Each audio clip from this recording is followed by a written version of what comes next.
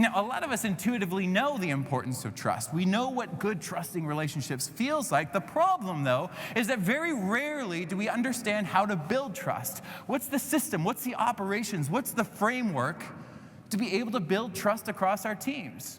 If the world is going to continue to get uncertain, do we want people running for the exits when uncertainty hits, or do we want people running for each other and helping each other out? This is the power of a trusting relationship. Now, I'm a Canadian through and through, so I'm not a huge National Football League fan, but I am a fan of the leadership of this gentleman. His name's Kevin Stefanski. He's in the orange tie. And a few years ago, he was awarded a bit of a promotion, okay? He was promoted to be the head coach of the Cleveland Browns football team. And the way I see it, Stefanski had 3 strikes against him, okay? The first strike is that when he was assigned to be the head coach, he had never been a head coach before. He was a rookie head coach, a pioneer, a trailblazer in his own right.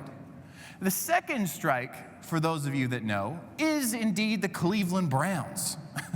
The Cleveland Browns are horrible, like really bad. Like 9 of the last 10 years, they were dead last in their division, okay? In 2017, they didn't even win a single game. And when they finally won a game in 2018, the city threw them a parade. I don't know if they're mocking them or celebrating them at this point, but they're not a good team, okay? Now, the third strike against Stefanski is that he was promoted to be the head coach in the first wave of the pandemic. So not only could he not bring his team together to work on drills and fundamentals in place, he couldn't even have them in the same room. So what was Stefanski, this rookie coach on a losing team in the first wave of the pandemic, what was he going to do to bring his team together and turn them around so that finally they could be a winning football team? Well, he knew the importance of trust, communication, collaboration, psychological safety. He knew that he had to get his team talking to each other. And not to just see them as players, but to see them as people. He didn't want them to see him as a leader or as coach. He wanted them to see him as Kevin. So he got his team together over Teams and over Zoom. We're talking 55 grown macho men. He said, fellas, I want to try an exercise with you. I call it the 4-H drill, which, by the way, we can all use the 4-H drill in our teams as well. He said, I want to share with you my heroes, my heartbreaks, my hopes, and my histories. Now, you might think that his heroes were legendary coaches in the NFL, and that's not true. His heroes were his parents, and he shared with his team all the incredible sacrifices that his parents made to give him the opportunities that he has today. He said, I want you to know who I am as Kevin, not as coach. And he shared with his team his heartbreak. He shared how he had this heartbreak in high school. I think a lot of us know that feeling. That heartbreak in high school that just shattered him. Had him playing that emo music up in his room far too loud, right? We've all been there before. Anyways, he said, this heartbreak, it pushed me into football. It gave me that grit, that resilience, that tenacity, that work ethic, all the characteristics and traits that I'm most proud of today. He said, that heartbreak actually pushed me to meet the wife that I have today and the 3 kids. Fellas, that heartbreak was the best thing that ever happened to me. And as he shared more and more, you could almost see the defensive walls of his team start to come down. They went from arms crossed to like leaning in just a little bit more. He shared what his hopes were. Not to win the Super Bowl, that's an obvious one. He shared what his hopes were for his family, for his kids, for the city, for the country. He shared what he believed in. And then he shared his history, not his football history. He shared his first rock concert that he went to. He shared all of the things that made him uniquely him, his favorite restaurants, his favorite types of food, all of the things that were just uniquely Kevin. Now, Kevin knew the importance of a psychologically safe organization, one where everyone on the team feels that they can share without fear of reprimand, without fear of being judged, without fear of being looked down upon. And so he knew that he couldn't force anyone to share something as vulnerable as the 4 H's, so he didn't force. Instead, he invited. He said, hey, does anyone want to share just one of your 4 H's? To which one player, I'd say he raised his hand. He probably pressed the raise hand button. He said, yeah, coach, I'll share with you. He said, I'll share with you one of my heartbreaks. He said, it's not actually a heartbreak. It was a torn ACL. And in 2017, I tore my ACL. And I think everyone knows that as soon as I could start walking, it was basically everything from the day I could start walking to the day I tore my ACL. It was everything that I could do to make it to the NFL. So when I tore my ACL, I thought it was over. We're talking like 15 years of training hard. I thought I was done. But then I got paired with this physiotherapist. Gosh, he just worked magic. I would say he rehabilitated me to 120% because I'm better now than I was then. But he said, Coach, that's not the best part. He said, I got married 8 months ago. My physiotherapist was the best man at my wedding. I gained a best friend throughout the process as well. Another player raised his hand. He said, Coach, it's my hope, but it's not really my hope. It's more of a mandate. I'm doing it now.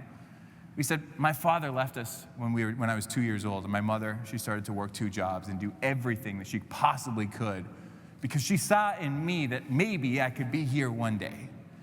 And I know that I'll never be able to fully repay her, but I'm going to do all I can to bring as much of my salary back to her so that not only could I transform her life, but I could transform the community around her as well. She's such this beaming, this radiant light of positive change that I know the world around her will be a better place when she has the resources that I'm going to be able to give her. One by one, players started to share more and more about their 4 H's to the point where it was so successful, Stefanski said, stop, hold on. You guys are talking over each other too much. I can't hear what you're saying. So over the next 3 weeks, they shared a little bit more. People started to share more about their 4 H's. And as they shared more about these 4 H's, you could see the roots of this team just grow into the ground. The foundation on this new Cleveland Browns become rock solid. People started to collaborate, they started to laugh, they started to joke, they started to slap each other on the shoulders when they finally got back together, and they started to play better football. September 2020, a brand new Cleveland Browns team takes the field after their new head coach had only been in that position just for a mere matter of months. The Cleveland Browns team ended up being 11-5 in 2020. They made it to the playoffs for the first time in 17 years, and they won a playoff game for the first time in 28 years. Stefanski, the rookie head coach on the Cleveland Browns in the first wave of the pandemic, he was awarded the Coach of the Year award that year for the transformation that he made with his team. After that final loss, he went to the press conference to which everyone wanted to ask him the question, Stefanski, what was your secret? How did you turn this team around? He said, I don't know if I have a definitive answer, but I will tell you this. When my team trusts each other off the field, they play better together on the field. My gosh, that really stuck with me. When my players trust each other off the field, they play better together on the field. Here's a question for you.